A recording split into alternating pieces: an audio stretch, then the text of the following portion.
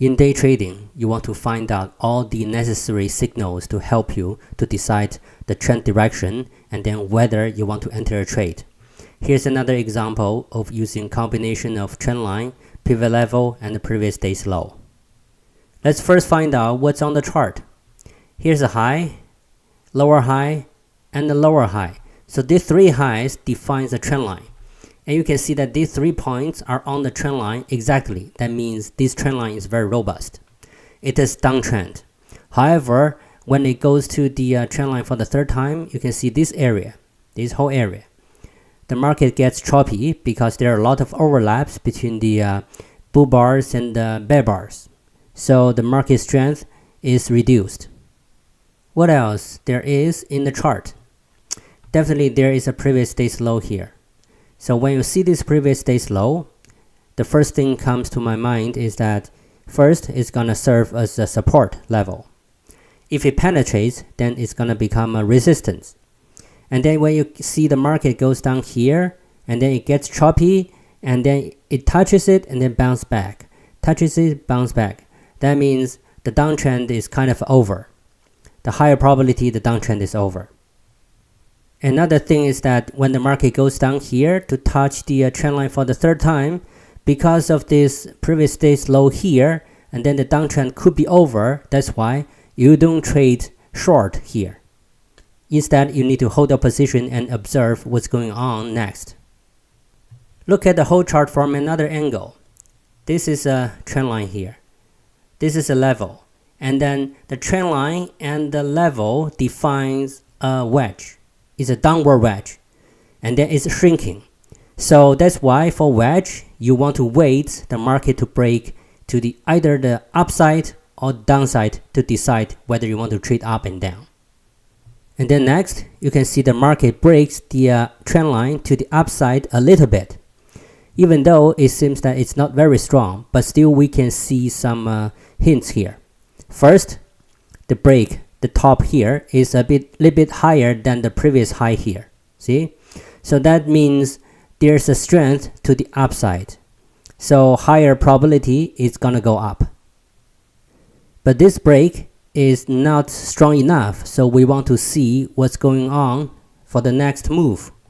And then next, you can see the market try to go up again here with a very good trend bar, bull bar, but it pulls back again. And then let's just examine this part. It seems that the upside pressure has been accumulated, and even this, the top here, is a little bit higher than this high as well. That's another sign that the market is going up. And look at the whole chart here. It goes down, touch the previous day's low. This is a very strong level because it doesn't penetrate. It touches it, bounce back quickly. So higher probability the market will go up. So now you want to prepare for an entry to the upside. Then next, what we want to do is to wait for the signal bar. Even though that this trend bar is very good, actually you can enter here. But you want to wait a little bit because the whole structure is not very strong. But when it pulls back again, you see that these two consecutive bear bars, they're not very big comparing to this bull bar and compared to this bull bar and even these three consecutive bull bars. That means the downside pressure is not very much. And then whenever you see a good signal bar, which is a bull bar, you want to trade. Next, you see this bull bar. The tail at the bottom is larger than the tail at the top, and the body is leaning toward the upside. The body accounts maybe 40% of the candlestick, but now it can serve as a signal bar already. So you want to enter the market when this signal bar finishes.